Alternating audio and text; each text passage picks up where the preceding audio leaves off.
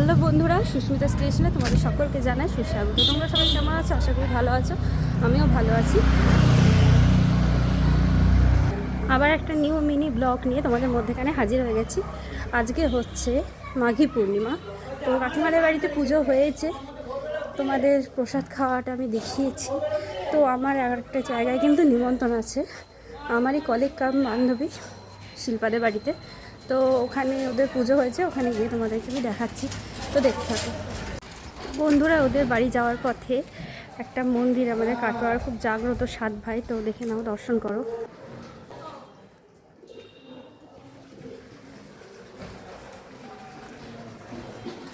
কিন্তু 7 ভাইয়ের ছবি বন্ধুরা।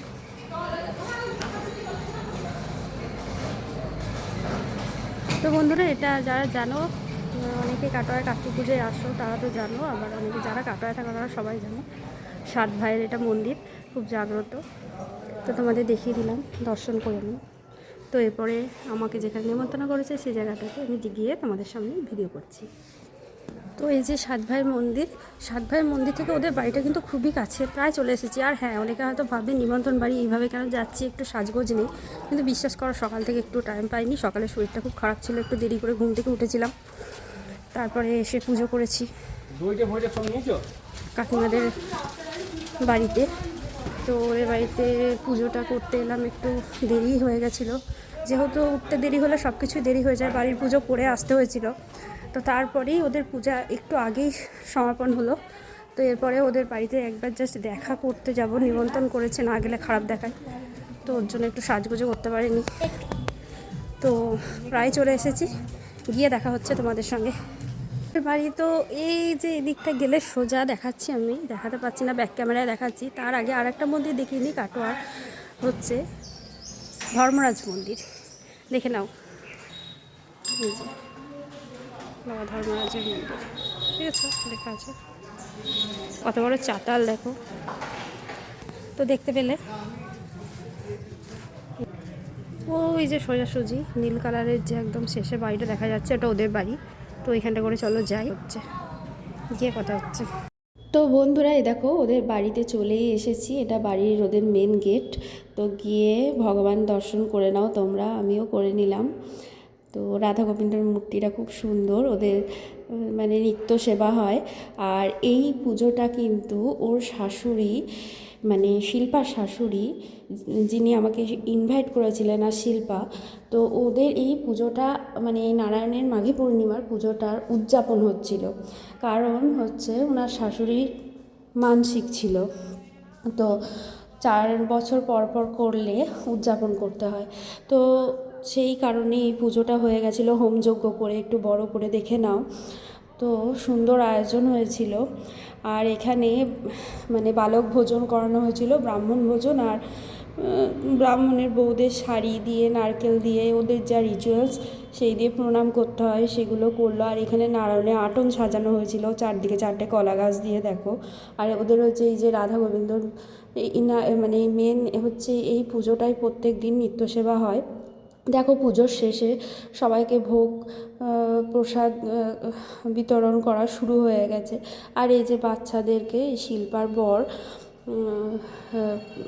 খাওয়ানোর শেষে, বালক ভোজনের শেষে একটা করে লেবু বাটিতে করে দিল, এটা ওদের রিচুয়ালস। আর ইয়েকে, ব্রাহ্মণকে প্রণাম করতে হয়। এই যে শিল্পা ব্রাহ্মণ বউদেরকে আলতা, সিঁদুর, শাড়ি দিয়ে প্রণাম করলো। আর শিল্পার শাশুড়ি ব্রাহ্মণদের ধুতি দিয়ে, নারকেল দিয়ে প্রণাম করতে হয়, ওই যে করলো গামছা দিয়ে। তারপরে থালা, বাটি, গ্লাস, কলা, পৈতে, তারপর আপেল এসব দিল, দিয়ে প্রণাম করে নিল, এইভাবে উদযাপন করলো। এরপরে কিন্তু ওরা পরের পূর্ণিমাটা আর করতে পারবে না, কারণ এই পরের পূর্ণিমা থেকে করলে আবার কন্টিনিউ করতে হবে, ব্রতটা আবার চালু হয়ে যাবে। ওর জন্য এর পরেরটাকে স্কিপ করে তারপরের থেকে বেছে বেছে ওরা করতে পারবে। তো বন্ধুরা দেখো, আমি বসে বসে দেখছিলাম, বেশ ভালোই লাগছিল, কারণ আমার সব পুজো টুজো হয়ে গেছিলো, বাড়ি থেকে করেই এসেছিলাম। তো ওদের এই রিচুয়ালসগুলো দেখে আমার খুব ভালো লাগছিল। আর তারপর শিল্পা আমার পাশে একটু বসলো কাজের ফাঁকে, ও কিন্তু প্রচণ্ড ব্যস্ত ছিল, কারণ ওর প্রচণ্ড মানে দায়িত্ব আর কি, ওর বাড়ির সমস্তটাই ও মানে চারিদিকটাও খুব সুন্দর করে ম্যানেজ করছিল। তো ওর সঙ্গে বসে একটু ফটো তুলে নিলাম, গল্প করে নিলাম। তো এই যে খাবার দাবার সবাই মিলে দিচ্ছে, ওদের কিন্তু প্রসাদটা খুব সুন্দর হয়েছিল। আর প্রসাদের মেনুতে কি কি ছিল সেটাও তোমাদের আমি দেখিয়ে নেব। তার আগে হ্যাঁ, একজনের সঙ্গে আলাপ হয়ে গেল, শিল্পার মাসি শাশুড়ি। উনিও একজন কন্টেন্ট ক্রিয়েটার। তো ওই উনার সঙ্গেই আমি একটু কথা বলছিলাম ভিডিও সম্পর্কে, যে মানে ইউটিউবে কীভাবে কি উনি ভিডিও করেন, কী দেন, কিসের উপর। তো উনি আমার চ্যানেলে একবার মানে এসে সবার সঙ্গে পরিচয় করে নিলেন বন্ধুরা, তো দেখতেই পাবে। আর এই দেখো খাবার মেনুতে গরম গরম বেগুনি ভাজছে শিল্পার শ্বশুর। তো ওনার হাতের রান্না কিন্তু খুব ভালো, উনি প্রসাদের সমস্ত কিছু রান্না খুব সুন্দর করতে পারেন, কারণ উনি একটা সময় মানে ক্যাটারিংয়ের, ওনার নিজস্ব ক্যাটারিং ছিল। তো ওনার হাতের রান্না কিন্তু খুব ভালো। আর শিল্পাদের যে কোনো অনুষ্ঠানে পুজোর যেসব যে মেনুগুলো হয় সেগুলো কিন্তু শিল্পার শ্বশুর নিজে হাতে পরম যত্ন করে রান্না করেন। তো হ্যালো বন্ধুরা, তোমরা দেখতেই পেলে শিল্পাদের বাড়ি এসেছি, পুজো এখানে হয়ে গেছিলো, খাওয়া দাওয়া সম্পন্ন হলো। তো ওখানে একজন দিদির সঙ্গে আমার পরিচয় হলো, উনিও কন্টেন্ট ক্রিয়েটার, তো উনিও ইউটিউব করে। ওনার ইউটিউবের নামটা ওনার মুখ থেকেই শুনে নাও। আর উনি তোমরা ওনার পাশে থাকবে এটুকু বলবো। তো দেখো, হাই, আমার নাম তনুজা পাত্র, আর আমার ইউটিউব চ্যানেলটা তনুজা পাত্র উপরেই করা আছে। তো প্লিজ তোমরা একটু আমার পাশে থাকবে, শুনে নিলে তোমরা। তো ওই দিদির পাশে তোমরা অবশ্যই থেকো। আর আমার ভিডিওটা যদি ভালো লাগে তাহলে বলেছি লাইক কমেন্ট সাবস্ক্রাইব এবং শেয়ার করতে হবে। তবে আমার এখন ভিডিও শেষ হয়নি, তো দেখতে থাকো।